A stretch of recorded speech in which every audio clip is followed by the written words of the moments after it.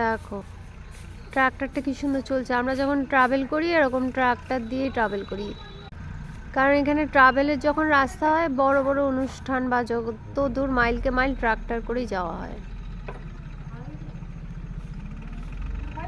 এরকম কি সুন্দর ট্রাক্টরটা চলছে।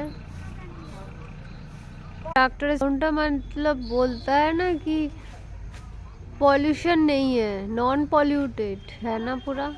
कितना अच्छा लग रहा है। এখানে একটা বেশি কুকুর থাকে, স্প্যানিয়াল গুলো। দেখো কাঠের গুঁড়োগুলো এগুলো আবার জ্বালানো হবে বলে না, পুরোটাই এখানে কোনো কিছু ফেলানি যায় না। ট্রাক্টরটার আওয়াজটা কি সুন্দর, জাস্ট ঠাররা ঠার।